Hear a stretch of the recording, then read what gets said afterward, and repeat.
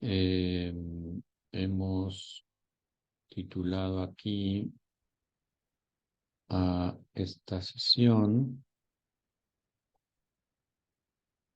Libertad en la investigación, casi investigación clínica. Entonces, para este cuarto tema, que vamos a ver varias cosas, voy a explicar qué vamos a exponer.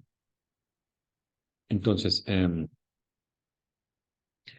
vamos a ver, aunque el enfoque del diplomado está dirigido hacia la ética y la normatividad en investigación particularmente clínica, esto no deja de estar enmarcado dentro de la ética y la normatividad que se ha establecido dentro del campo de la investigación en general. Y para el caso que nos ocupa, tendríamos que decir que la investigación en ciencias de la salud, pero la investigación en ciencias de la salud, de donde deriva después la investigación clínica, eh, está en el contexto de la investigación científica. Entonces tenemos una especie como de círculos concéntricos, ¿no? La investigación científica, la investigación de ciencias de la salud, investigación clínica. Entonces, lo que digamos de qué libertad hay, qué restricciones hay, eh, qué se debería hacer, qué no, qué se podría, qué debería poderse hacer y qué no, dentro de la investigación clínica, de alguna manera toma sus bases dentro de las preguntas que se podrían plantear igual, que se podría, que no, hasta qué punto, hasta qué no, dentro de la investigación en ciencias de la salud, y a su vez toma las bases de esos presupuestos que se podrían plantear respecto de la ciencia en general. Entonces, ¿qué vamos a hacer durante esta sesión y la del sábado? Vamos a explorar algunos puntos importantes que tienen que ver con la investigación en general, ¿sí? Con la investigación en general. Después vamos a hacer algunas puntualizaciones respecto de eh, ciertos rasgos de la ciencia de los cuales o que se comparten con algunas características que nos importa mucho destacar de la investigación en ciencias de la salud para después derivarlo a investigación clínica junto con el planteamiento de la ética. Es decir, haremos una revisión de algunos elementos propios de la actividad científica que son importantes para la investigación científica en ciencias de la salud, que son relevantes para la investigación en el campo clínico, la investigación clínica, pero vamos a ir de lo general a lo particular. Pues vamos a hacer un acercamiento primero que va a insistir en algunos puntos de la ciencia y posteriormente vamos a hacer un acercamiento a algunos puntos de la ética. ¿Qué ética? ¿Qué enfoque ético? ¿Qué escuela ética puede pretenderse ser la base de la normatividad, primero ética y después normatividad jurídica, que de alguna manera eh, funcionan como el marco de referencia de la investigación clínica? Entonces, es un poco lo que vamos a revisar durante el día de hoy y el día de el sábado. Entonces, en primer lugar, hay que hacer un acercamiento primero a la actividad de investigación como tal.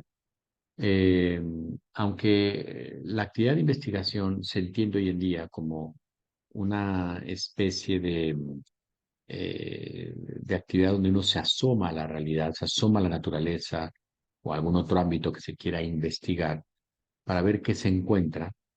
Este sentido de la investigación como asomarse a ver qué es lo que vamos a descubrir, ¿tiene alguna relación con el origen etimológico del término?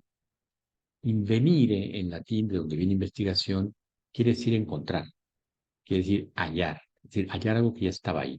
Eh, de alguna manera, sea lo contrario a fabricar, ¿no? Cuando yo fabrico, cuando yo construyo, no encuentro algo ya hecho, sino que eso que construyo sale de mi imaginación y de mis capacidades de realización. En el caso de la investigación es al revés, yo encuentro aquello.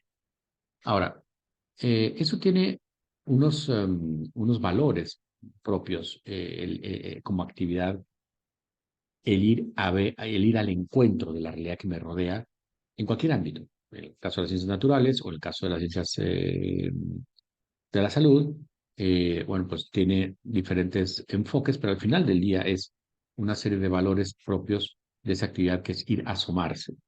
Y son valores que tienen, que podríamos decir valores propios de la actividad misma y valores que comparte con el contexto o el entorno en el que se da. Es un entorno social. Entonces, los valores, dentro de los valores que hace relevante la actividad de investigación de cualquier orden, en las ciencias y fuera de las ciencias, está en que, de alguna manera, en concreto en las ciencias de la salud, hay un supuesto detrás de seguir acercarse a la realidad, que es buscar la verdad. Es decir, enterarme, asomarme a ver cómo está hecho el mundo. Un mundo que yo no hice, un mundo que no ha hecho el ser humano, un mundo que ya está previamente el ser humano. eh, que obedece a ciertas regularidades, a ciertas constantes, a ciertos comportamientos, pues estos regulares, a partir de los cuales uno va a concluir ciertas reglas, normas, etcétera, leyes. Es decir, la realidad se nos muestra como un escenario al cual podemos ir a asomarnos, ¿no? Y eso es valioso porque remarca que nosotros no hacemos la realidad. Estamos viviendo una época hoy en día que se ha dado por llamar, ya no es la época del escepticismo, ya no es la época de la duda, sino que en nuestra época, eso fue en los años 60, 70 del siglo XX. Hoy no estamos en esas, ni siquiera estamos en la época de la posmodernidad, donde había que renunciar al ideal de verdad, había que renunciar al ideal de encontrar un mundo y descubrirlo y descubrir sus reglas. Ya no estamos en esas, estamos ahora más bien en el ámbito o en el tiempo de la posverdad. Es decir, en el ámbito donde nosotros creamos la realidad, donde nosotros creamos la realidad en la que queremos estar, donde yo puedo decir, por ejemplo, que soy Napoleón y puedo pedir que legalmente se me reconozca el derecho de que yo me visualice como Napoleón y que los demás estén en una cierta obligación social, moral, de reconocerme en mi derecho de sentirme Napoleón, aunque los demás juren y manden que yo no soy Napoleón. Entonces, esa es un poco la posverdad, es el ámbito donde la verdad no es algo que, no es la condición en la que se encuentra aquel fenómeno al cual me voy a asomar y que antes de asomarme ya está en una condición. O sea, tradicionalmente la verdad era ese estado en el cual se encontraba eso antes de que me asomara y luego al ir a asomarme me encontraba con él. Entonces yo no sé en este momento en qué condiciones está el cráter más grande del mar de la tranquilidad de la Luna. Y ando una sonda o vamos a una nave espacial y nos vamos a asomar a ver en qué condiciones está el cráter más grande del mar de la tranquilidad en la Luna. Pero esa es la versión tradicional de verdad. Hoy no es así. Hoy es un poco como se decía en el, en, a principios del siglo XX, se decía de un ministro de Porfirio Díaz, ¿no? Que le decía, ¿qué hora es? Y dice, la que usted quiera, señor presidente. Un poco es de la posverdad. Es decir, no te gusta el mundo, pues lo invento. No te gusta el mundo en el que vivimos, pues hagamos el mundo, eh, recreemos en nuestra mente el mundo en el que queremos estar, no en el que estoy, sino en el que quiero estar, ¿no? Entonces, la posverdad es una condición donde nosotros inventamos la verdad, pero no porque la encontremos, sino porque la creamos, ¿no? Entonces, en esa época de posverdad en la que estamos viviendo, el valor de la investigación cobra especial relevancia, porque nos remarca que el mundo al cual nos asomamos no lo hicimos nosotros, está hecho previamente y tiene unas regularidades y unas, podemos decir, legalidades, sí, causas por las cuales funciona como funciona, a las cuales vamos a sumarnos para conocerlas, para advertirlas, incluso para asombrarnos, ¿no? Entonces, ahí quizá en un mundo como la posverdad, la ciencia, investigación científica, en cualquiera de sus diferentes tipos, las ciencias de la salud, desde luego, eh, cobran especial relevancia, porque nos regresan a la reflexión de que hay un mundo que no hemos hecho y que está afuera. Y que para avanzar en la comprensión de ese mundo, necesitamos forzosamente ciertas rutas, porque ese mundo ya está hecho y ese mundo no es cualquiera y no funciona con las reglas que nosotros queramos. Funciona con unas reglas que ya están puestas allí y que en la medida que nosotros nos ajustemos a ellas y seamos capaces de leer esas reglas en el lenguaje en que están escritas, no en el que queremos nosotros darle, sino en el que ya están escritas, seremos capaces de comprender el mundo al cual nos asomamos mediante la investigación.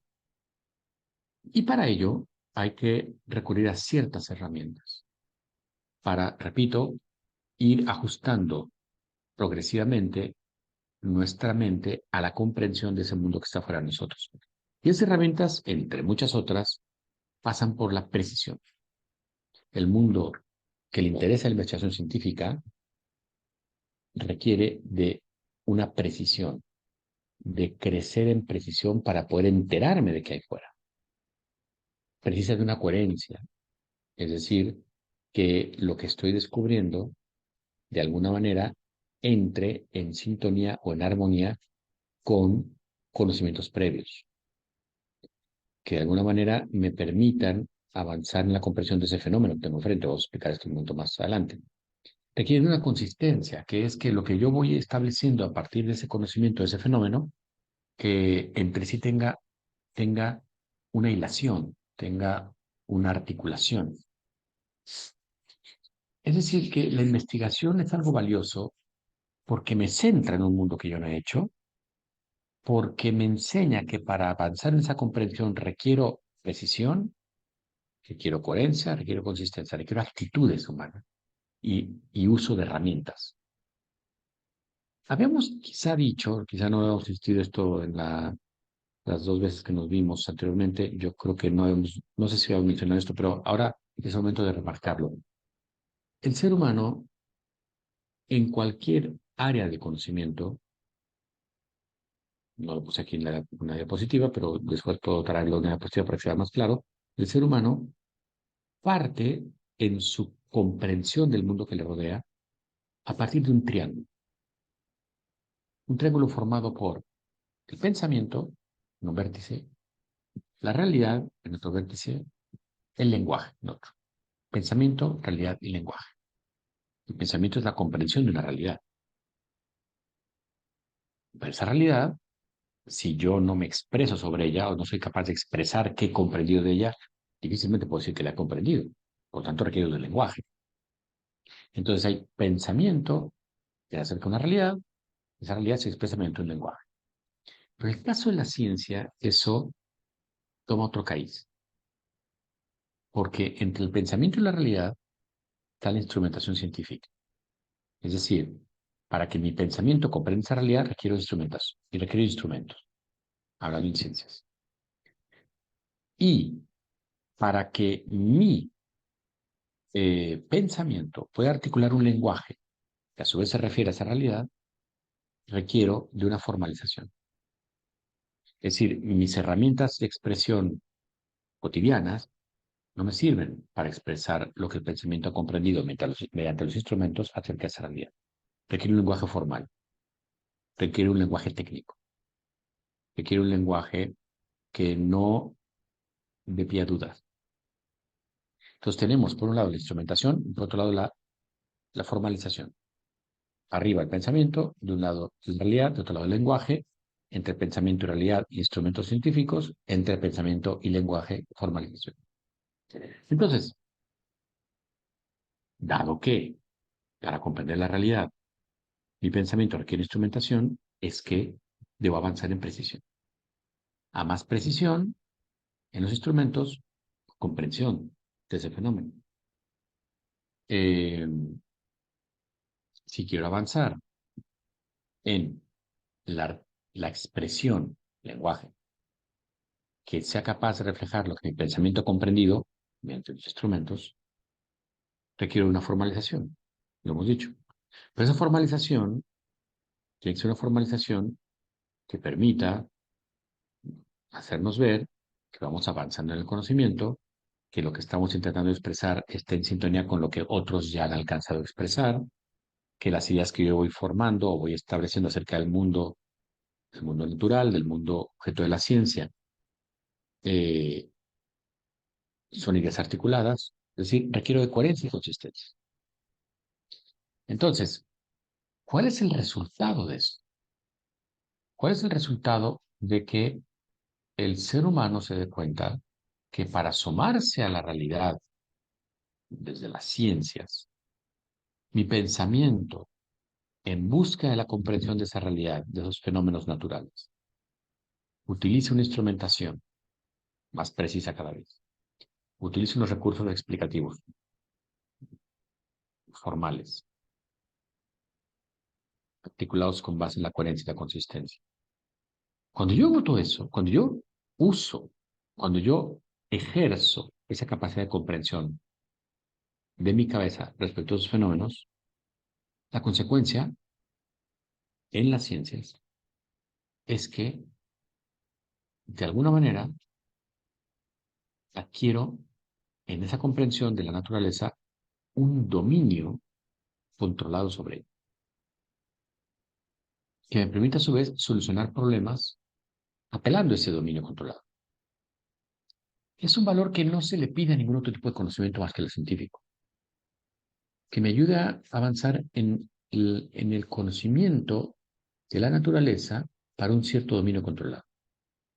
No se lo pedimos a la literatura, no se lo pedimos a la filosofía, no se lo pedimos a la sociología, a la historia, a la economía. La economía podría pelearse un poco.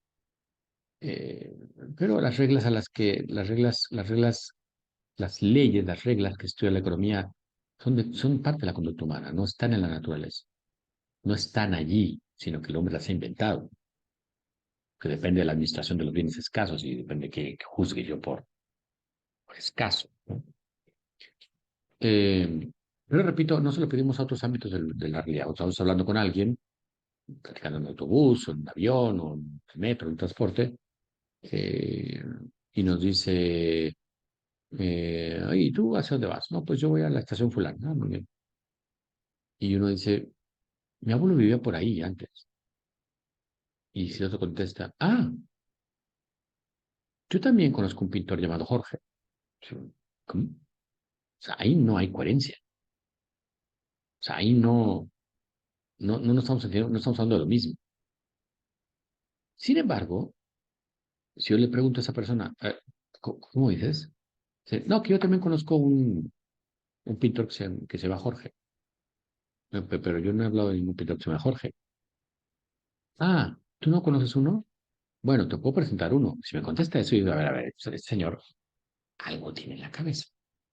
O sea, algo tiene, porque no está entendiendo lo que le estoy diciendo y está viendo algo que yo no estoy diciendo. Entonces, si yo le sigo la corriente, me di cuenta que algún problema tiene, digo, ok, bueno, te lo agradecería que me presentase a alguien que se me Jorge, o algún pintor que se me Jorge. Aunque yo los que conozco se llaman Arnulfo. Y si él me dice, ah, bueno, sí, los cocineros también son buenos. Yo ya me di cuenta que este señor algo le pasó en su cabeza. Algo le está pasando, tiene alguna enfermedad. Entonces yo me adapto y puedo seguir la corriente hasta que lleguemos al punto en el cual yo me tengo que bajar, si era un transporte público, y él tiene que seguir o al revés. Pero yo no puedo decir, desde el primer momento que él me diga, sí, yo te conozco un pito que se llama Jorge, yo no puedo decirle, oye, no estoy hablando de eso, adiós, me voy. Será muy descortés. Hombre, hay gente que lo hace, ¿no? Pero sería muy descortés. Es decir, en el habla cotidiana no nos peleamos por obtener sí o sí, a rajatabla, coherencia, consistencia, precisión. Nos adaptamos. Porque no es algo que busquemos fuera del ámbito de las ciencias. Si el ámbito de las ciencias sí o sí debe haber precisión, sobre todo si son ciencias instrumentales o ciencias empíricas, precisión que se traduce en mejor instrumentación, debe haber coherencia y consistencia que se traduce en la articulación del lenguaje que vamos a usar, lenguaje técnico. Eso no lo pedimos en el habla cotidiana.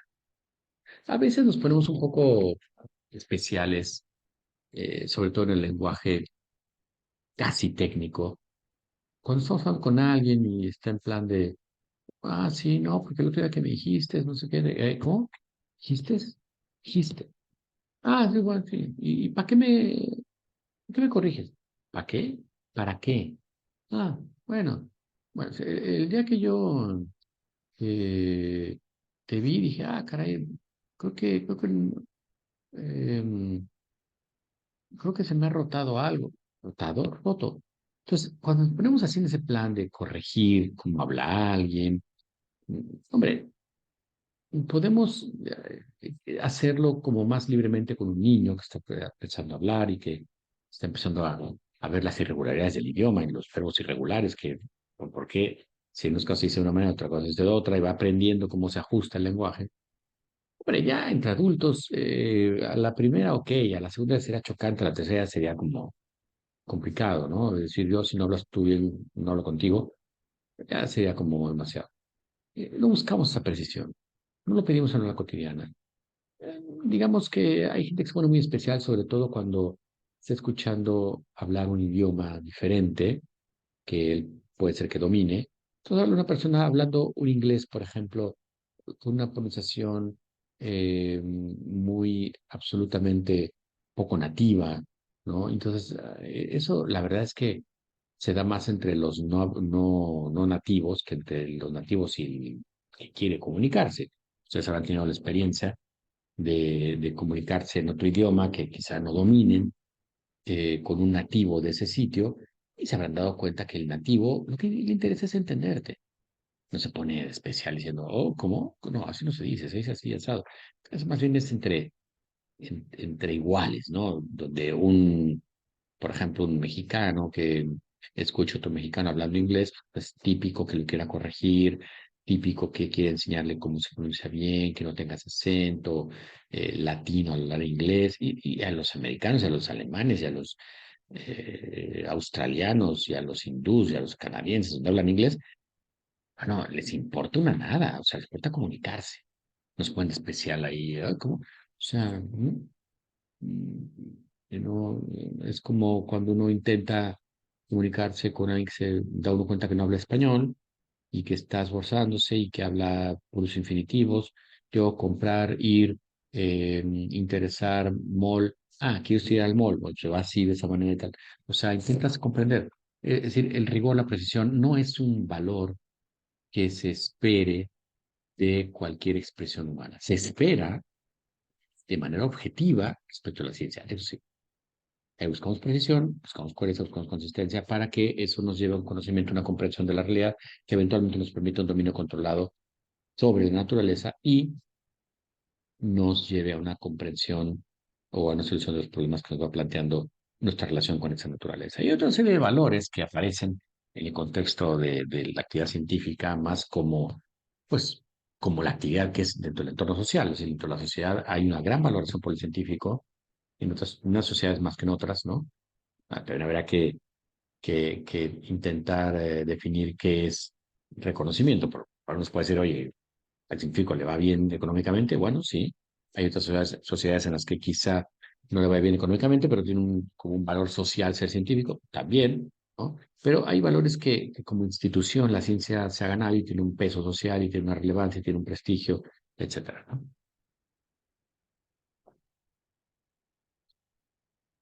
Bueno, es natural preguntarse ¿y por qué pasa esto, no? Vamos a ver, porque la precisión es un elemento, decíamos, que nos ayuda realmente a comprender el mundo que tenemos fuera, ¿no? Esto que tienen ahí, esta diapositiva que está arriba, es una pieza que se conserva en el museo más antiguo del mundo, que es el Ashmolean Museum, que está en Oxford. Fue el primer museo que hubo en la historia, al menos el primer museo en la forma en que conocemos los museos. En su origen, los ingleses fundaron los museos como instituciones no tanto para exhibir colecciones, sino para que esas colecciones que se iban formando a partir de los viajes de exploradores que hacían diferentes investigadores, esas colecciones sirvieran con fines didácticos. Es decir, eran colecciones para enseñanza. De hecho, los museos, y todavía pasa así en varias partes de Inglaterra, los museos conceden grados académicos. O sea, uno puede ir a estudiar una maestría en instrumentos científicos o en estudios sobre la Tierra o no sé, diferentes cosas en un museo en Londres o en un museo en Oxford, en Cambridge, etcétera, o un doctorado. Las colecciones tienen un valor didáctico, ¿no? Un uso didáctico.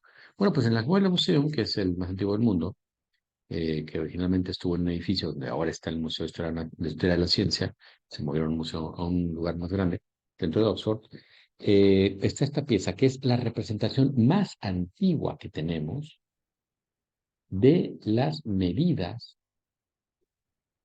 eh, acordadas en la antigüedad. Cuánto mide una mano, cuánto mide un brazo, cuánto mide un codo, cuánto mide una cabeza, cuánto mide un pie. Es decir, es un patrón de medidas. Es un patrón de medidas. Y me parece que tiene no sé, 5.000 años, una cosa así, esa pieza. Es interesante porque imaginemos una sociedad en la que te dicen, bueno, ¿cuánto mide tu terreno? No, pues mide 600 codos. ¿Pero los codos de quién? Mis codos, tus codos, los codos del vecino. O sea, ahí es un poco impreciso. Sí, bueno, no, los codos. Bueno, sí, pero los codos, o sea, no todos los codos miden igual. Ok, ok, te lo cambio. Son 12.000 manos. Bueno, ¿manos de quién? De mi hijo, de tuyas, de mi esposa. O sea, las manos no son regulares en todo el mundo. Ni el pie, ni la cabeza, ni el brazo. Entonces, son medidas que de alguna manera, aunque permitían comunicarse y relacionarse con la realidad que nos rodea, carecían de precisión. Entonces, este es un primer intento de dar precisión, porque es un modelo según el cual uno, pues, dice, ok, si este es el medida oficial del pie, pues lo que llamo pie, voy a tener que medirlo con respecto de este modelo, o lo que llamo mano, codo o cabeza, y entonces en consecuencia hay reproducción. Eh, de eso tenemos todavía una cierta herencia. Hay algunas ciudades en Europa donde es un casco antiguo, el centro de la ciudad, todavía tiene en algunas esquinas una señal, por ejemplo, de cuánto mide una vara, o cuánto mide un pie, o cuánto mide un brazo, para que el comerciante pues fuera allí con su instrumento, lo ajustara, lo hiciera corresponder con ese objeto que estaba empotrado en la esquina de alguna parte del centro, y entonces mide y dice, entonces este es el metro oficial, o lo que, bueno, que fue el metro oficial, este es el medio oficial, entonces ya me la llevo a mi tienda y ya con ese medio oficial ya puedo vender. Pero esto pues, es impreciso. Eso se vio la necesidad de establecer unas definiciones de las magnitudes que fueran de alguna manera completamente intersubjetivas. Y es así como llegamos, por ejemplo, entre otros muchos, a la noción de metro. Se quería establecer en la Revolución Francesa una medida que no fuera la misma que se usaba en el antiguo régimen, y entonces, un poco eh, para remarcar que se estaba ante una revolución y no se iba a conservar nada de lo anteriormente establecido. Entonces, es una suerte de convención a la cual España mandó un representante, asturiano, y a este asturiano se le ocurrió plantear la idea de que el metro se definiera en función de una 10 millonésima parte del diámetro que pasaba desde Dunkerque hasta Barcelona. Perdón, meridiano. Es un meridiano que pasa exactamente, si ustedes ven el mapa, un globo terráqueo, la línea que se tira desde la costa, es decir, si uno continúa el trazo desde París hacia arriba está Dunkerque. Entonces, si uno parte de esa dirección de la costa, pasando exactamente por París, se llega y se cruza Barcelona. Están en línea, ¿no? como nosotros acá en Santiago de Chile estamos perfectamente en línea con Nueva York. O sea, si uno traza una línea siguiendo eh, el meridiano que pasa por Nueva York, nos llega a nosotros, ¿no? Nosotros estamos a la misma hora ahora mismo que Nueva York. Entonces, son 2 horas más que en México. Entonces, y propuso eso. Entonces, la disminución aparte de ese meridiano, pues que es el metro. Y se ajustó eso y se asumió. Y eso dio precisión en las medidas. Entonces ya no tenía uno que ajustarse, pues, ¿de la región de quién? Medición de longitud según quién, según qué región, según qué país. Y pues se estableció un patrón metro. Esta famosa barra de iridio que se conservó durante más de 100 años en la Oficina de Pesos y Medidas de París, junto con el patrón kilogramo, ¿no? Que era el kilogramo oficial, ¿no? Que pues al final del día tuvo que, tuvo que ser sustituido porque ese kilogramo perdió masa con los años y la barra de iridio también, ¿no? Pero además de eso de que se haya tenido, o sea, que de repente nos quedamos con un metro, con medio metro y un kilogramo, que no pesaba un kilogramo, al margen de eso, pues, las variaciones eran muy pequeñas, prácticamente imperceptibles. Más que eso es porque su utilidad dejaba mucho que desear, por ejemplo, para dimensiones, macrodimensiones o incluso microdimensiones. Es decir, hablar de metros en términos de las distancias, por ejemplo, de los objetos del sistema solar, pues es un poquito demasiado. O sea, son 300.000 kilómetros lo que separa la Tierra de la Luna, pues eso hay que multiplicarlo por la cantidad de metros que tiene un kilómetro. Entonces, 300.000 por 1.000, ¿no? Entonces ya te sale una cifra eh, de 3 millones de metros que no te es nada útil para hacer cálculos. Oye, ¿y a qué distancia está Saturno? Para contar, o sea, esas cifras. Entonces, uno tiene que ganar en precisión y entonces se construyen otras nociones que sean más pertinentes. Entonces, por ejemplo, se construyó la noción de unidad astronómica, que es la distancia que hay del Sol a la Tierra. O sea, ahí se puede decir uno, ¿cuántas unidades astronómicas mide el sistema solar? Y son varias. Y eso ya no te sirve para hablar del tamaño de una galaxia. Entonces te construyes otra noción diferente. Y así nos vamos. Entonces, en ese sentido, eh, la, la precisión se va ganando presión en función de que yo utilice un patrón todavía que me permita más y más y más y mejores cálculos, ¿no? En este momento ya la noción de metro no sirve ni para las distancias macroestelares ni para las dimensiones microestelares, perdón, microfísicas, ¿no? Por eso tuvo que redefinir el metro como esta distancia que recorre la luz de un isótopo radiactivo en esta cantidad de segundos que está puesta allí. Y entonces esa distancia es un metro. Y eso ya sirve para hacer submúltiplos que puedan ayudar a medir el tamaño de una neurona o el tamaño de una molécula, o etcétera. Pues ganamos en precisión. Y decimos, ¿qué busca la ciencia? Pues es ganar en precisión para un cierto dominio controlado, ¿no? Y la aplicación de problemas, la solución de problemas, ¿no?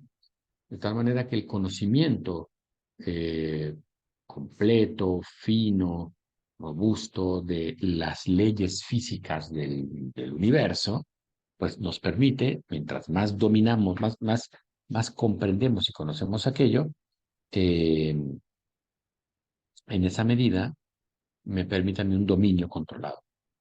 Y entonces yo puedo usar ese conocimiento para poder plantear y mandar una nave a la Luna. Entonces yo conozco las rutas, el impulso, la dirección, todos esos elementos que se requieren para que yo pueda mandar una persona a la Luna. Pero yo no puedo mandar a esa persona a la Luna, ni un satélite, ni un cohete, ni nada, si yo no conozco esos reglas. Entonces, pero conocer esas reglas me da un cierto dominio controlado. Al final del día necesito una nave espacial, y una nave espacial no es otra cosa más que una explosión controlada. Y si yo no sé controlar la explosión de los materiales del combustible que se pone en ese objeto, pues en lugar de tener un cohete que va para arriba, va para todos lados y estalla. o pasó muchas veces durante los primeros entrenamientos de la carrera espacial. Entonces, eh, este dominio me permite una intervención, este conocimiento, perdón, me permite un dominio, intervenir y dominar un cierto dominio controlado. Yo no domino el sistema solar, pero podemos dominar la relación entre la nave, el impulso, la velocidad de escape de la Tierra, la gravedad de la Luna, etcétera, y podemos mandar una nave a la Luna. Pero lo mismo pasa con otras cosas, con qué hacer con el ébola, ¿no? Bueno, pues eso implica encontrar soluciones más creativas, cada vez más capaces para poder afrontar un virus como este. Tuve la oportunidad de conocer al, a uno de los miembros del equipo al que la OMS les pidió el diseño de las vacunas contra el ébola, contra el chikungunya, contra el Zika, enfermedades tropicales. El laboratorio que se encargó de eso es el laboratorio Jenner en Oxford. Y, y el que dirigía ese laboratorio era un mexicano. Y, y uno de sus ayudantes era un yucateco, es amigo de mi esposa, que es yucateca. Entonces, una ocasión que estuvimos allá haciendo un periodo de estancia de investigación, lo conocimos, bueno, ella ya lo conocía a él, entonces fuimos a visitarlo y tal. Y en ese entonces, estamos hablando de 2017, 2018, nos platicaba de la nueva generación de vacunas que estaban ellos diseñando. Vacunas con ARN. Y entonces fue en cierto sentido la base de las vacunas que se hicieron después con el COVID, que las hizo Pfizer, no AstraZeneca, que AstraZeneca trabajó con Oxford, ¿no? Ellos fueron por el lado de otro tipo de vacunas más tradicionales para el COVID, pero para las otras hacían con ARN. Entonces fue muy interesante todo lo que nos explicaban, cómo lo hacían y tal. Bueno, ¿por qué pudieron inventarse una técnica así? Porque tenían un conocimiento de la naturaleza. Y eso les permite un cierto dominio del virus, ¿no? Eh, Hoy se conocen cuáles fueron los patrones de deforestación que siguió el desierto del Sahara. El desierto del Sahara se sabe que fue una gran selva que fue con algunas regiones más cercanas a lo que sería un bosque que o sea, tan grande que no te vas bien recordar que en la época de la glaciación los hielos llegaban hasta el centro de Europa. O sea, los hielos que hoy vemos en el Polo Norte llegaban a la mitad de Italia, si no es que toda la península ibérica. Entonces, en proporción, el clima que tenía donde está las latitudes del Sahara, pues serían más o menos en proporción a lo que serían bosques de Canadá respecto al Polo Norte, ¿no? O los bosques de Alemania respecto al Polo Norte. Entonces, pero había una parte de esos bosques que eran todavía más tropical, más parecidos a una selva tipo Amazonas, ¿no? Bueno, se sabe cómo se fue esto, aquello. Entonces, eso nos lleva a establecer qué patrón podría seguir el Amazonas, la selva del Amazonas, para quedar en un futuro como el Sahara. Y esos patrones de conocimiento nos permiten también estudiar qué pasa en Marte y por qué Marte es árido. Entonces, ese conocimiento nos permite un cierto dominio. Porque hoy que sabemos qué pasó en los patrones de certificación del Sahara, pues podemos intervenir para prevenir en el Amazonas o en los bosques de Canadá o en Alemania, ¿no?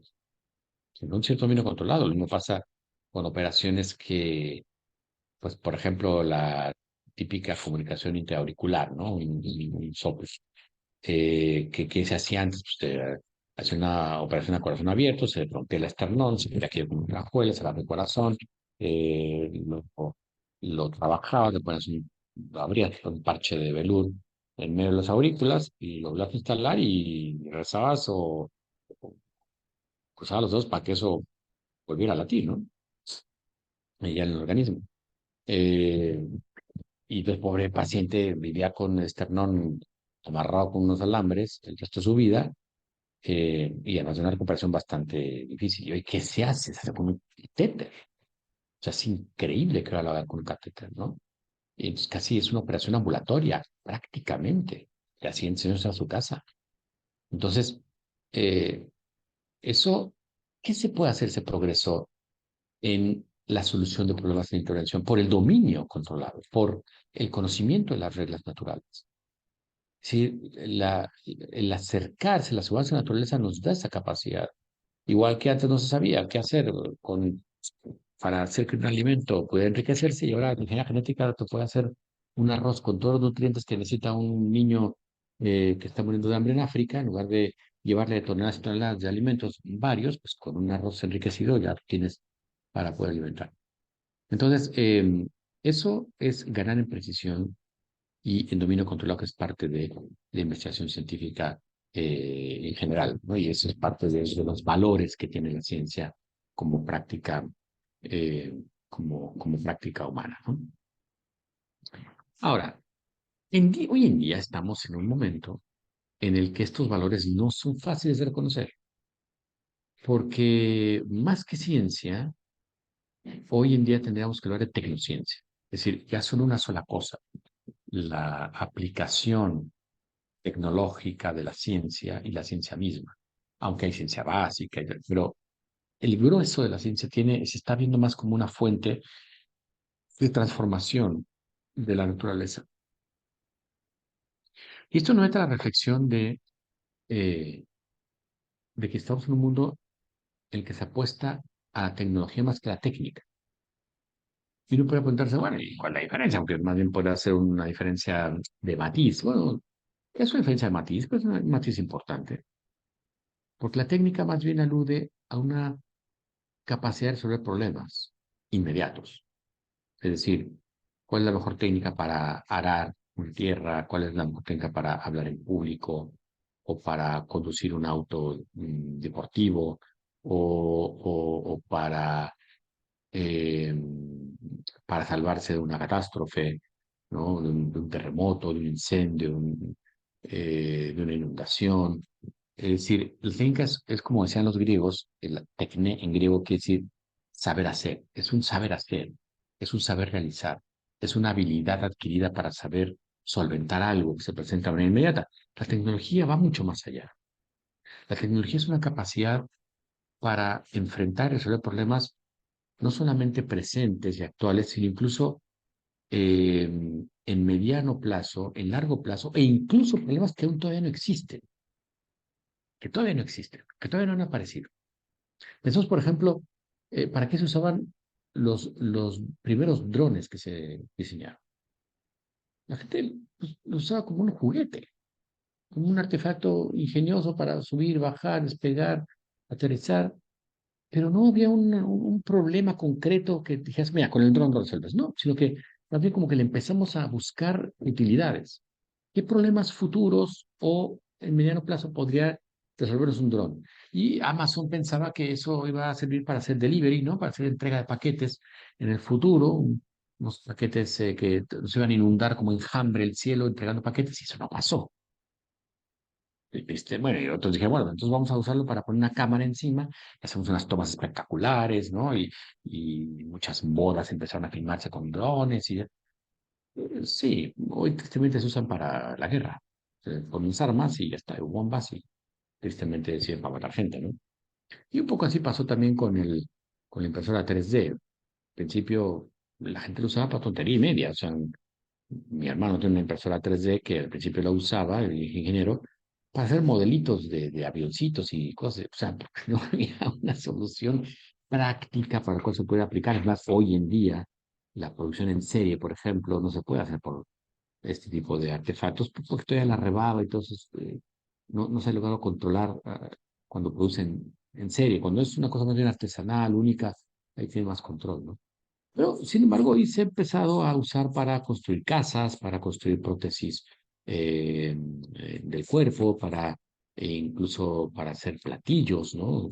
Eh, Pueden manipular carne, entonces hacer como en pasta, ¿no? Y entonces hacer platillos. Es decir, eh, vamos encontrando para qué sirve la empresa 3D, que es una tecnología. Es decir, no está afincada en el presente, está apuntada hacia el futuro. Y toda tecnología está apuntada hacia el futuro. ¿Para qué vamos a usar en el futuro? ¿O cuál va a ser el rendimiento real de la realidad virtual? o de la realidad aumentada.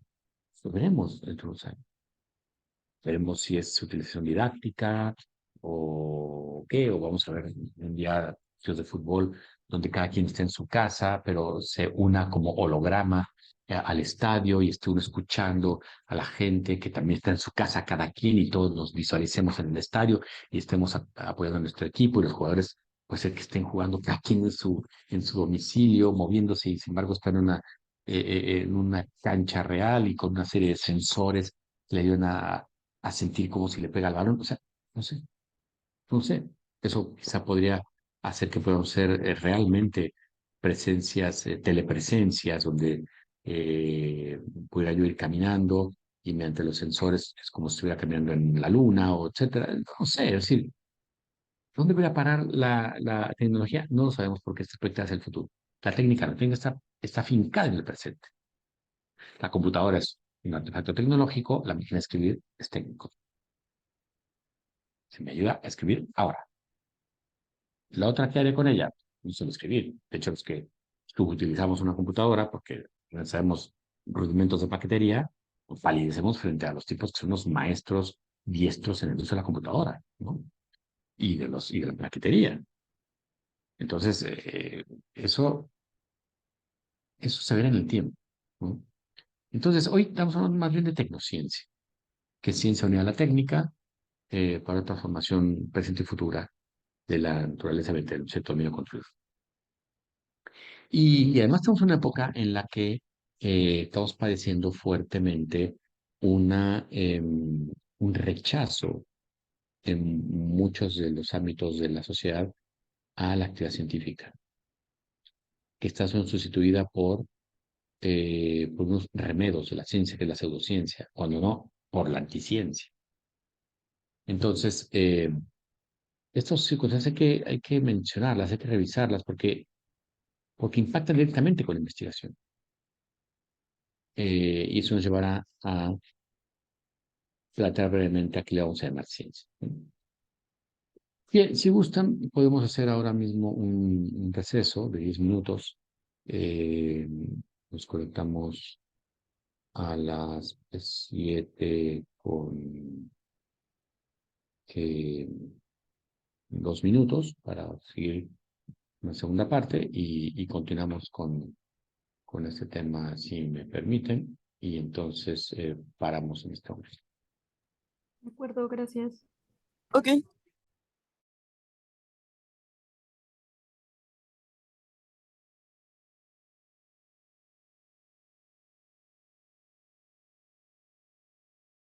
Bueno, entonces estábamos hablando de que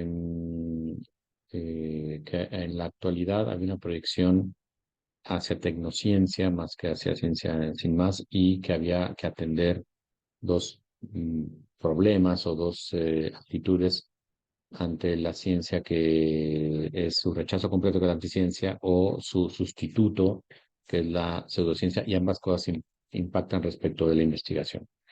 Eso nos obliga para poder salir al paso, para poder afrontar la distorsión que pueda crear la anticiencia o la pseudociencia, había que entonces aventurar una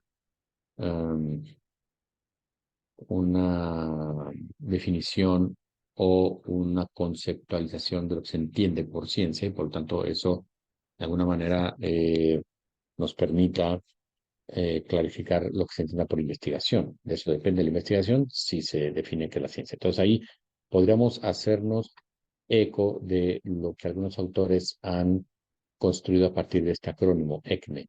Es decir, la ciencia sería un conocimiento que tendría una cierta epistemología, es decir, una articulación del conocimiento, una particular articulación del conocimiento, que consistiría en generar una demarcación. Es decir, la ciencia como conocimiento me permite establecer lo que no es ciencia, me permite establecer a qué llamo ciencia que no. Y ese carácter epistemológico está basado en el carácter falseable, es decir, que yo pueda someter a refutación los acertos científicos, cosa que, repito, no pedimos de otros campos del conocimiento, no los pedimos No pedimos que las aseveraciones que se hacen en literatura, o que se hacen en sociología, o que se hacen en filosofía, o que se hacen en historia, pasen por una comprobación o por una refutabilidad. Más bien pasan por alguna argumentación, si una aseveración científica, perdón, filosófica, por ejemplo, del tipo, eh, no sé, el mal no existe. Bueno, pues eso se somete a una argumentación, ¿no? Esperamos una argumentación por parte de quien opina eso, pero no se somete a una falsación o falsibilidad, una falsabilidad. Em, En ese sentido, sería ese carácter, el primer carácter, la E vendría de una cierta epistemología. Luego, ahí, esa epistemología me genera un cierto conocimiento, un tipo peculiar de conocimiento, un conocimiento que se hace estructurado, no cualquier tipo de conocimiento, sino un conocimiento estructurado que, repito, pedimos especialmente en la ciencia y no de otro tipo de conocimientos. Por lo tanto, la ciencia es un conocimiento estructurado que no es solamente reunir datos, no es solamente una compilación, no es una crónica, es una articulación con sentido de la data que nos está arrojando un determinado fenómeno. Eso no lo pedimos de otro tipo de conocimientos. La M del ECME vendría por parte de un método crítico que consiste en una contrastación empírica, de postulados, de hipótesis, de teorías, que no pedimos ese tipo de conocimientos, no pedimos la contrastación, no decimos, si alguien nos dice, oye, que está un poco nublado, ¿no? Y nos le decimos, bueno, ¿a qué le llamas nublado? Demuéstrame que esa nube en su oscuridad corresponde al tono de la escala de Pantone número 318, que es el gris. No pedimos eso en la práctica tradicional, ¿no? En la ciencia sí. Entonces, se busca una construcción empírica y finalmente que eso nos aporte una explicación que se traduzca en una predicción. Ese tampoco lo esperamos eso de un conocimiento que no es científico, sino que esperamos de la ciencia una cierta capacidad predictiva, ¿no? Y explicativa. Entonces, una cierta epistemología, un conocimiento determinado, un método crítico y una explicación eh, que de alguna manera se traduzca en la comprensión de leyes. Eso es lo que podemos decir que sería el conocimiento científico, ¿no? Y esto habrá que hacer varias observaciones respecto a ese tipo de conocimiento, repito, que estamos viendo para entender el aspecto del cual se investiga científicamente en la ciencia de la salud, ¿no? Hay disciplinas que dentro de la ciencia nos ajustan a esa estructura de epistemología, conocimiento crítico, metodología y explicación predictiva. O al menos no se ajusta del todo por igual, ¿no? Por ejemplo, en el caso de la predicción que se da con base en la comprensión de las leyes, pues no es lo mismo las leyes científicas que se obtienen en física o en química que en otras áreas como la biología o ya no digamos disciplinas que pretenden el estatuto científico como la economía. Son diferentes en diferentes ámbitos, ¿no? Los recursos explicativos, que será la última etapa de este acrónimo, o la predicción, pues no lo mismo lo que se puede hacer con el ámbito físico-matemático que lo que se podría hacer en el ámbito de aquellas disciplinas que estudian realidades de las cuales no me sirve tomar la fotografía o tomar la, la, la, digamos, la película, ¿no? Sino que se trata de ámbitos donde lo que opera es la modelización. Es decir, hay ámbitos como por ejemplo el estudio del clima, el estudio de la dinámica de poblaciones, el estudio de diferentes desarrollos donde sirve más un modelo que una fotografía o que una película de un fenómeno, ¿no? Es decir, el modelo hace una proyección porque ese sistema, si es un tema dinámico, pues importa más cómo se va a comportar que cómo está estructurado en este momento. Entonces, tampoco el carácter predictivo opera igual en todas las ciencias, como el carácter de regularidad o legalidad opera igual en todas las ciencias, como el carácter de matematicidad o formalización opera igual, no es la misma formalización que espero yo articular en la biología que la que espero en la matemática, que la que espero en la economía. Entonces, ¿a qué nos lleva esto? Que la disciplina llamada ciencia, tengo que reconocer que cada una hace un abordaje diferente a estos fenómenos Y entonces ese abordaje que se conoce como métodos, que es decir, el mejor camino, los abordajes son diferentes, quiere decir que hay diferentes métodos, ¿no? Y esto implica que no se sostenga, más allá de lo que el imaginario colectivo pretende, que hay un método científico, porque no hay un método científico, hay métodos científicos.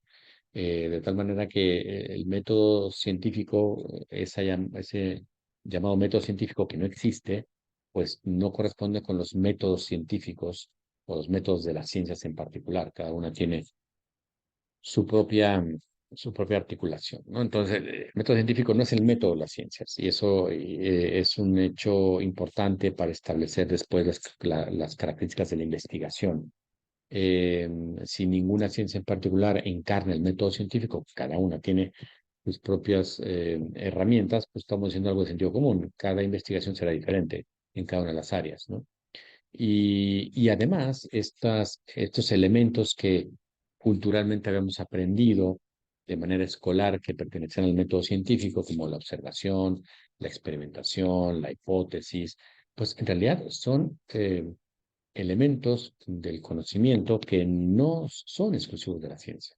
Es decir, en muchos ámbitos de la realidad nosotros tendemos a buscar observaciones o a generar planteamientos de problemas o a buscar explicaciones eh, alternativas o a plantear hipótesis. Es decir, no solamente en la ciencia, en el contexto de la ciencia hacemos eso, sino que lo hacemos en otro campo de conocimientos también, en el que planteamos, pues, no sé, ¿por qué se habrá tardado tanto el autobús en llegar? Y lanzamos una hipótesis, ¿no? Pues tal vez, porque tal, y, o sea, lo hacemos fuera del conocimiento científico, así que no hay una regla única desde el cual hacer esto, ¿no? Y también la sistematización y el rigor tampoco son exclusivos del método científico, sino que son exclusivos, o de la actividad científica, son digamos, particularmente presentes en muchas áreas, en muchas aproximaciones que hacemos a la realidad, porque parecen ser más bien elementos comunes a todo ejercicio de la razón.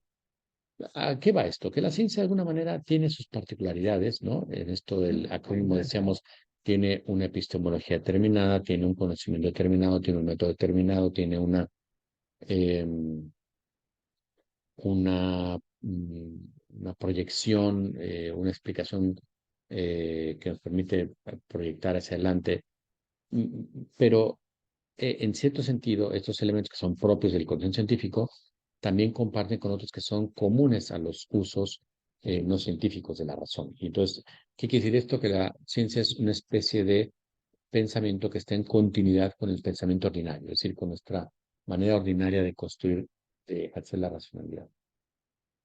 Y eso condiciona a lo que entendamos por investigación. O sea, la investigación no va a ser eh, un tipo de acercamiento o de explicación que siga los pasos del supuesto conocimiento científico, porque no es así, porque la investigación es ir al encuentro de la naturaleza o de la realidad que queremos nosotros, con la cual queremos encontrarnos y descubrir su legalidad y que se hace por diferentes caminos. No hay un solo camino para hacerlo, ¿no? En algún momento lo haremos con una herramienta inductiva, en algún momento lo haremos con una herramienta deductiva, en algún momento utilizaremos un acercamiento hipotético deductivo, o en otro momento usaremos un acercamiento analógico.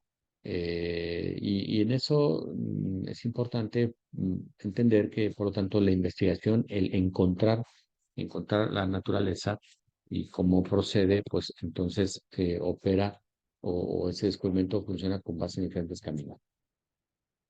Es importante porque digamos, en el uso escolar no se da mucha prioridad a todos estos caminos. Fundamentalmente se suele enfatizar en dos de ellos, que es la deducción y la inducción, eh, y que eh, pues son maneras de plantear una comprensión de la realidad eh, que se va o de un conocimiento general o universal que nos permite reconocer casos particulares, que será la deducción, o a partir de experiencias especialmente ejemplares, concluir determinadas cuestiones universales, como puede ser la inducción.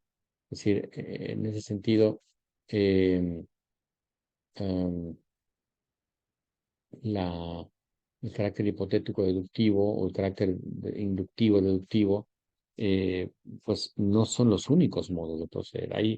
Hay un tercer modo, una tercera manera de describir el acceso a la realidad que es como más soslayado, que no se le dedica tanta atención en la banalística, que es la abducción, que es esta, no es ir de un conocimiento universal a casos particulares, que será la deducción, no es ir de ciertos casos representativos a conclusiones universales, que será la inducción, sino que es este ejercicio de la razón por el cual postulamos ciertas explicaciones posibles de manera provisional con las herramientas que tenemos a la mano para explicar fenómenos determinados. Por ejemplo, esto que decíamos, ¿por qué hace tanto que no pasa el autobús? Bueno, pues quizá porque hubo una inundación o porque hubo un accidente y están desviando o están en paro o cambiaron la ruta. Es decir, lanzamos interpretaciones en función de las herramientas con las que contamos en este momento. Y eso es una herramienta que la usamos en el conocimiento ordinario, así como también el conocimiento ordinario usamos deducciones y así también con el conocimiento ordinario usamos inducciones. Bueno, pues eso quiere decir entonces que en las ciencias, con los métodos científicos, también estaremos utilizando en ciertos momentos deducciones, inducciones y abducciones. De hecho, es una manera científica de proceder la abducción, es decir, plantear explicaciones provisionales para hechos que conocemos y que queremos explicar con las herramientas con las que contamos, ¿no?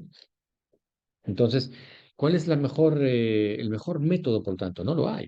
O sea, el método será aquel que me permita una mejor explicación o más pertinente a partir de los recursos que tengo en la mano, ¿no? Entonces, dependiendo de qué instrumentación tenga, dependiendo qué lenguaje formal tenga, pues depende de qué me permita mi área científica establecer y depende de eso, qué pueda yo investigar. Entonces, esto opera para la investigación en ciencias de la salud, opera para la investigación científica en general, opera de lo también para la investigación clínica, como se verá un poco más adelante. Esto es importante establecer que no hay un método en particular especialmente representativo, porque la idea de que el método científico se articulaba con base exclusivamente, que había un método científico, se articulaba con base en observación, experimentación, hipótesis, ley, que puso en la agenda esta eh, lectura de la realidad llamada positivismo, que fue una escuela de pensamiento muy exitosa durante la mitad del siglo XIX y casi todo el siglo XX. O sea, el hecho de hacer pensar que la ciencia era esto, y que entonces la ciencia en general era como el tipo de conocimiento que mejor usaba o que mejor entendía lo que era la observación, la experimentación, la hipótesis. Bueno, hizo pensar que la única realidad que vale la pena entender, o la única realidad que vale la pena estudiar era aquellas realidades que la ciencia estudia, es decir, las realidades materiales y las realidades que están circunscritas en el espacio y en el tiempo. Es decir, que había realidades que no vale la pena intentar entender, las realidades históricas, las realidades sociológicas, las realidades culturales, las realidades filosóficas, es decir, son realidades que no serían realidades, ¿no? Bajo esta idea. Y esta actitud de reducir todo ámbito de realidad únicamente a aquel que está circunscrito en el espacio y en el tiempo, es decir, experimentable, se conoce como naturalismo.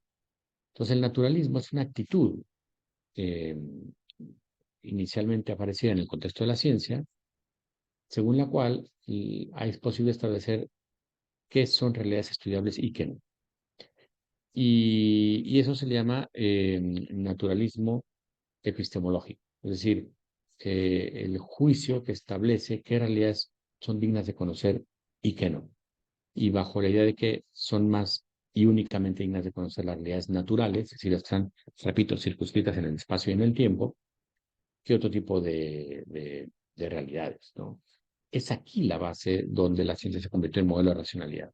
Porque si se dice las únicas realidades cognoscibles y que valen la pena conocerse son las que están circunscritas al espacio y al tiempo, es decir, las materiales, pues entonces la ciencia se convierte en el único campo de conocimiento de la realidad. Y las otras realidades que nos ajusten a eso no existen. Ni los pensamientos, ni las convicciones, ni los valores, ni la deidad que alguien cree que existe, no son entonces realidades pensables.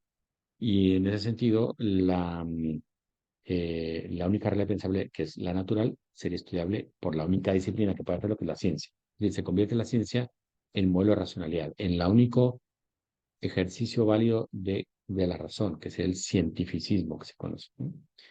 Eh, y, y bueno, esto será el naturalismo epistemológico. Voy a citar un par de explicaciones ahí, de una serie de datos que no viene de tal cuento, pero repito, es el naturalismo epistemológico, que es una actitud según la cual el único método de conocer realidades sería el de la ciencia, como si fuera un método científico, ¿no? Hay otro tipo de naturalismo, que es el naturalismo que es más fuerte que el anterior, que es el ontológico. Es decir, ontos en griego quiere decir ser o existencia. Entonces, el naturalismo ontológico es aquel que dice que solo existen las realidades materiales. Es primo hermano del anterior, porque uno dice, el naturalismo epistemológico dice, solo se puede conocer lo natural. El ontológico va más allá, solo existe lo natural.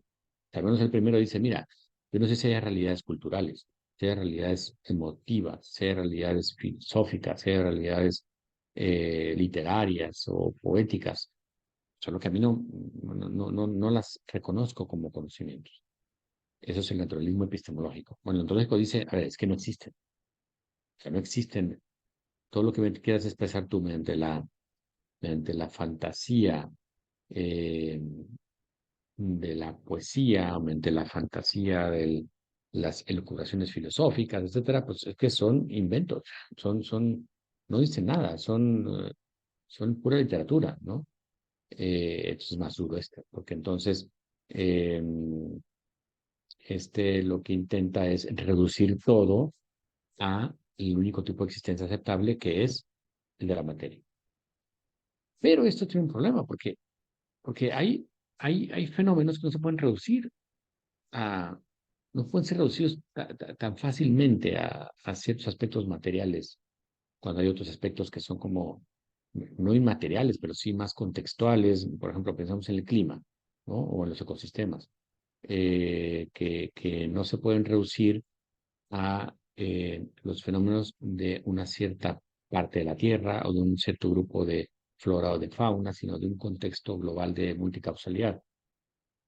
Eh, en ese sentido, son niveles que no son reductibles, sin más, son niveles autónomos. Una cosa es lo global, otra cosa es lo medial, otra cosa es lo pequeño, ¿no?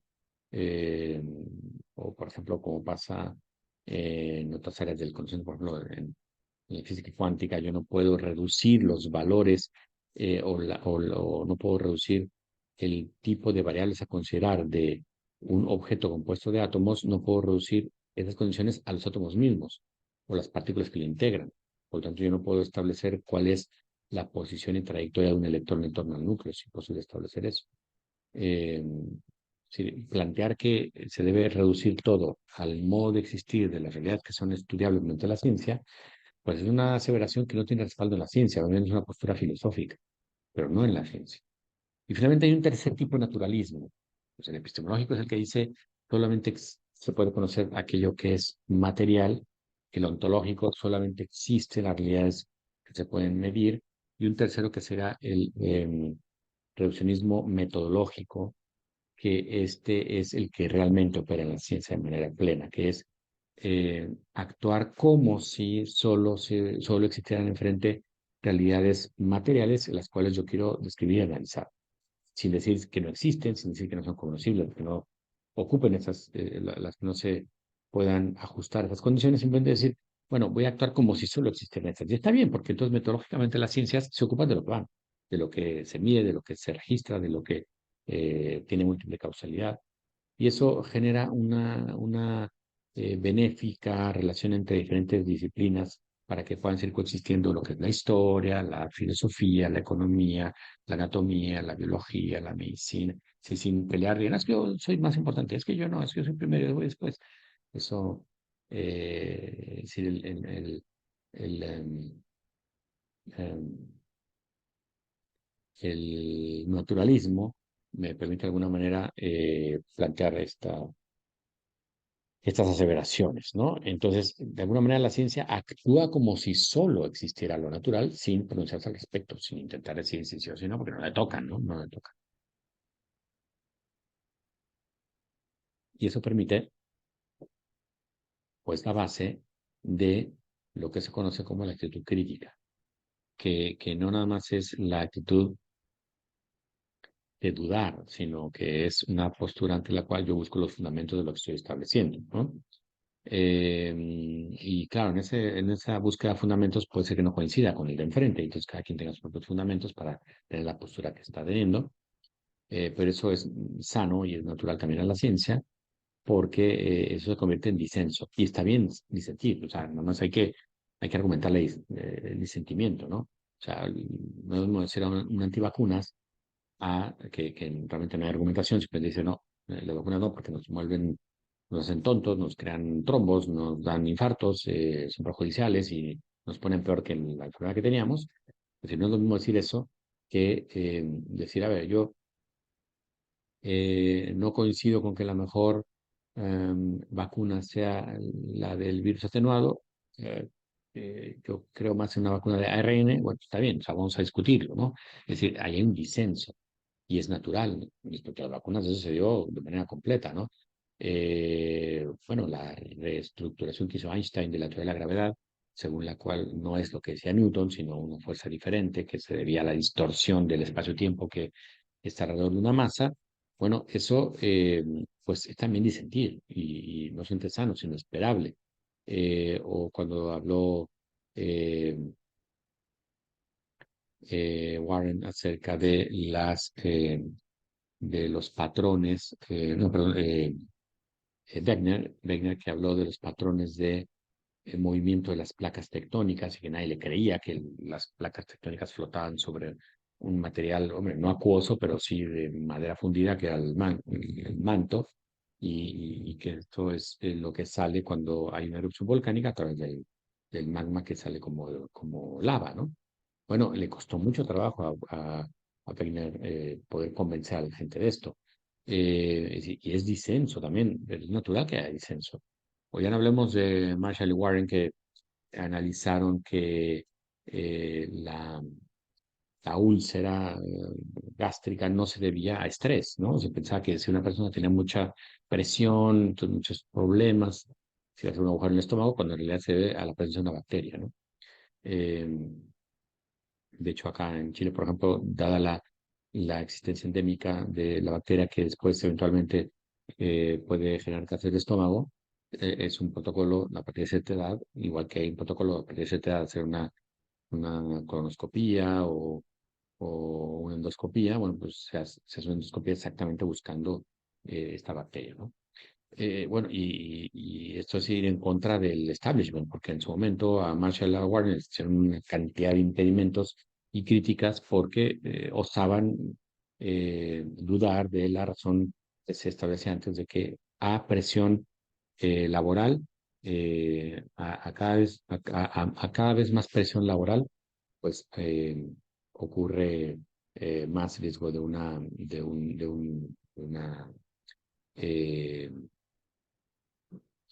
de una úlcera, ¿no?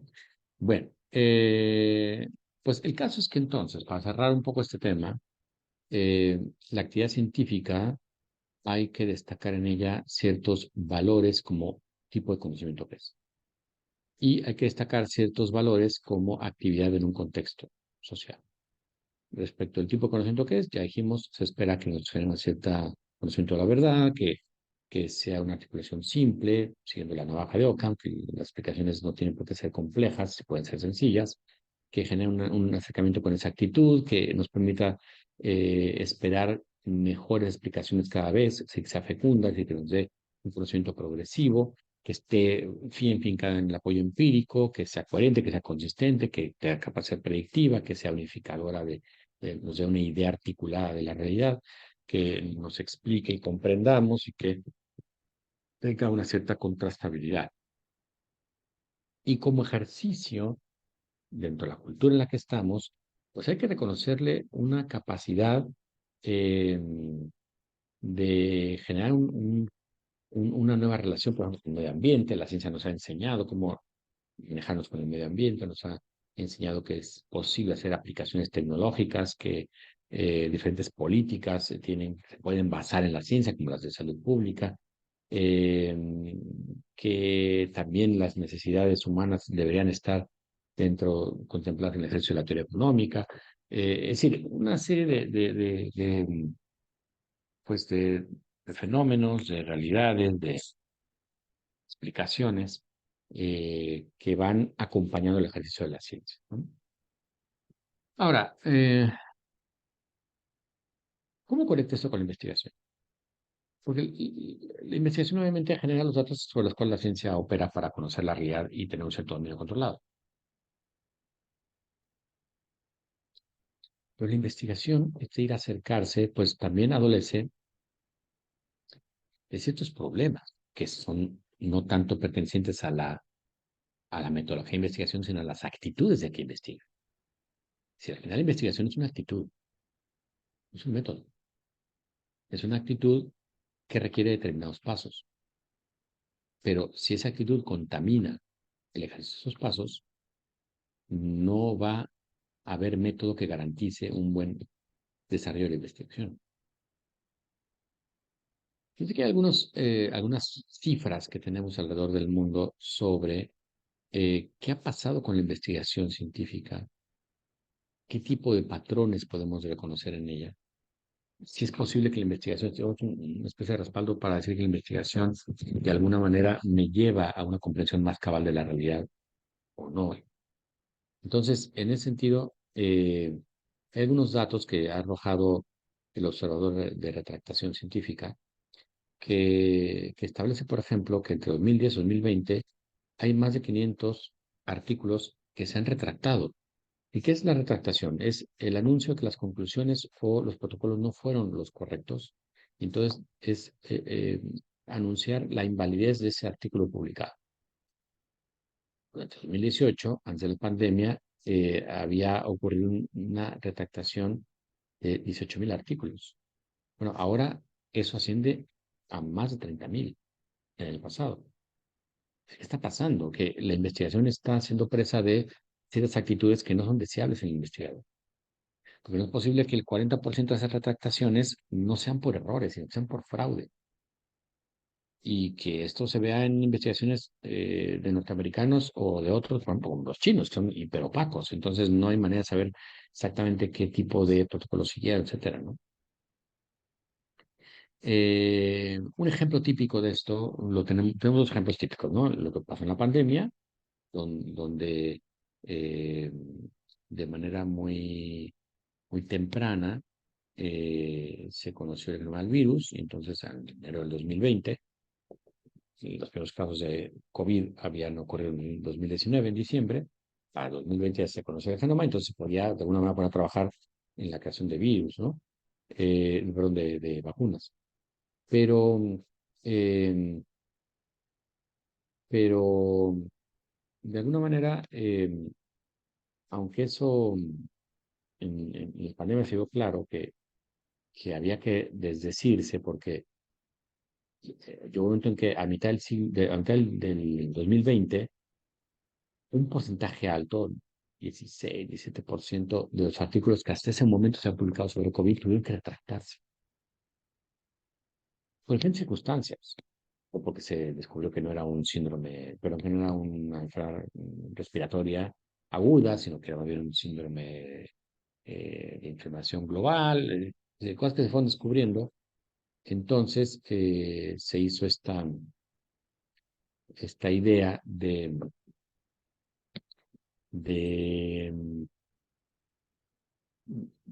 pues, de generar una imagen de muchos medios de comunicación y tal, de que realmente igual no existía este virus, igual y nos estábamos topando con un invento, igual de una manipulación mediática, ¿no? Es decir, la conspiración. Entonces, ahí tenemos un ejemplo de cómo una reacción dado que se está rehaciendo el conocimiento constantemente, puede dar la idea de que la ciencia no es un conocimiento serio y que la investigación no es una actitud seria, ¿no? Pueden hacer retractaciones y fraudes y tal. El otro ejemplo tenemos con este artículo de Andrew Wakefield, que en el 98 publicó en Lancet un artículo según el cual la vacuna triple vírica genera autismo. Y aunque este artículo fue retractado 12 años después, en 2010, eso no sirvió de nada. O sea, se instaló en la mente colectiva de la humanidad, que en una buena parte de la mente colectiva de la humanidad que se produjo en los antivacunas, que las vacunas producen autismo. Y eso nace de este artículo. Un artículo que fue retractado. Pero, oiga, muy poca gente le importa si fue retractado o no. Entonces siguen, o sea, la sospecha está puesta, ¿no?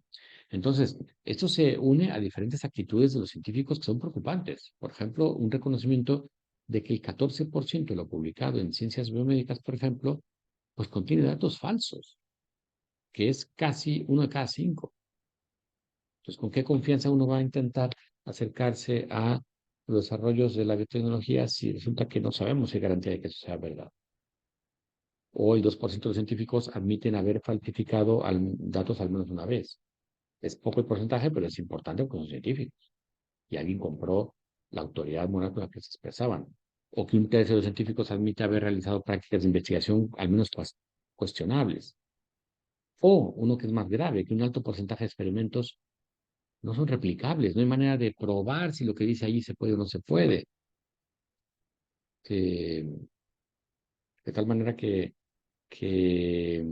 es un riesgo eh, para un sujeto que no ha replicado su propia investigación, pues que la siga difundiendo, ¿no? También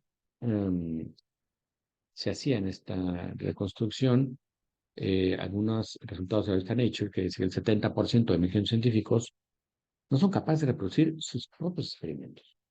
Es increíble. 70%, entre 1.500 científicos no pueden reproducir lo que ellos establecen. Entonces, todo este entorno es distorsionante respecto de la capacidad eh, científica, ¿no? Entonces, ¿qué hace la investigación ante esto? Pues, de alguna manera, salir al paso, pero también se requieren nuevos criterios. Porque, por ejemplo, una tan alta tractación implica que quizá los textos están llegando en un estado que no son del todo confiables. Por tanto, algunos han pensado que es buena opción esta fundación de las opciones de repositorio preprint, ¿no? Porque yo lanzo un artículo a ese repositorio, la gente puede verlo ahí, coteja la metodología, se da cuenta si está bien o mal, y entonces ahí te hacen pedazos, pero no en la revista donde publicas. Es decir, es evitar generar un paso en el cual no era necesario hacer, eh, y bueno, y entonces son textos que aparecen ya dentro de la época del sello social. Al menos en algunas regiones, como por ejemplo aquí en Chile, con el Ministerio Social, bueno, son textos que aparecen ya en ese contexto. ¿Por qué es importante esto? Porque entonces ya esos textos no aparecen en un contexto de revista científica, sino que aparecen en un contexto de versiones preliminares, las preprint, que puede la gente analizar, refutar, deshacer, que para eso son. Y no va a ser uno el papelón de publicar una revista importante que aceptan el paper para que después esta revista reciba objeciones a mansalva porque esa investigación no puede ser. También hay que cuidar el modo de evaluar curricularmente el desempeño de investigadores porque estamos francamente operando con el publish or perish, ¿no? Y entonces eso genera una distorsión muy fuerte porque entonces están la gente publicando y es un poco como cuando hablamos, como el caso que pasó 2 horas hablando a la nada, ¿no? Bueno, pues uno supone que la gente está atendiendo, ¿no? Y que ahí están, que no dejaron la computadora afuera, pero también por haberlo hecho, ¿no? Que lo dejan ahí en la cama y se van a la calle a pasear. Es decir, esto lo que importa aquí es que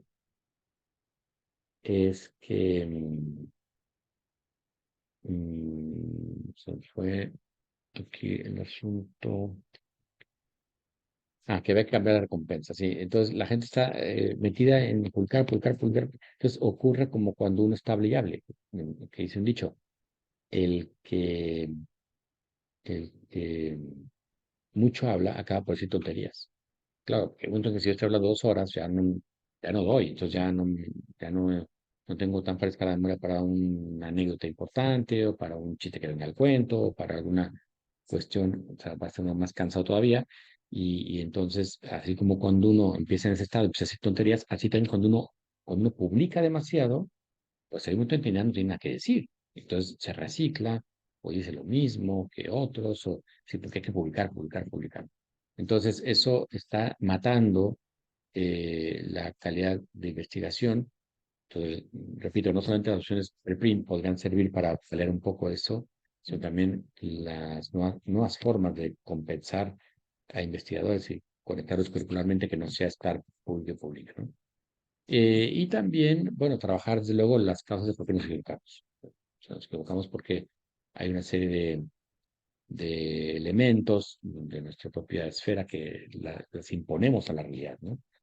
Porque no estamos en lo que debemos ni estamos haciendo lo que debemos hacer, ¿no? Porque frivolizamos y relativizamos lo importante, así por muchas causas por las cuales aparece el error, que también al ser acotado, pues no seguirán en las condiciones que, pues que han originado que se tenga que hacer una intervención respecto de la teoría de que es investigar, que no es investigar, etcétera, ¿no? Bien, aquí hay algunas biografías en relación a este tema. Y entonces, ¿con qué nos quedaríamos? Nos quedaríamos con esta idea de que eh, la ciencia es un tipo de actividad para conocer la realidad que no tiene una sola manera de articularse, tiene muchas, tantas ciencias hay, y que eso implica también que al final el tipo de investigación o acercamiento a la naturaleza o la realidad se tiene que ajustar a ese carácter. Eso lo que podemos dejar ahorita en claro de aquí al sábado, donde construiremos otra narrativa eh, acerca de, ok, ya entendiendo qué es la ciencia, qué es la investigación, que digamos algunas cosas al respecto, ahora vamos a hablar de la ética, cómo se da el enfoque en ese ámbito del conocimiento. Bien, pues yo creo que aquí podemos dejar entonces la exposición. No sé si hay alguna cuestión, pregunta, comentario que quieran hacer en estos minutos. Yo Sí, tengo un comentario y que va mucho con la parte de la verdad. sí, Eh, el sistema, yo creo que en el que está metido la ciencia y que se produce la investigación, creo sí, que es que nos lleva a hacer todas estas, a tener que ir a retractarse, porque al final la ciencia nos da verdades relativas, porque son con los instrumentos que tenemos. Entonces, creo que realmente el ir a hacer a retractarnos, realmente es más dentro del sistema de investigación, no de la propia ciencia, porque al final nos lleva a una verdad relativa que puede ser para ese momento, pero tal vez el propio sistema nos lleva a que tiene que ser verdad. No sé no sé si me di a entender, pero sí, creo que va más por la parte del sistema, de pues, tener que falsear, el de que ya no tienen más que publicar, pero y eso nos lleva a que se cuestione y nos lleven cuestionando, pero al final la ciencia es relativa y es momentánea porque mañana puede cambiar si hay algo nuevo, ¿no? Eso sería como, yo creo que es más creo que del sí. sistema. Sí, yo creo que coincidiría. Esto que se menciona como relativa, yo diría, es decir, que es prácticamente lo mismo, sería que tiene un carácter preliminar, ¿no? Entonces, como preliminar, ¿qué es?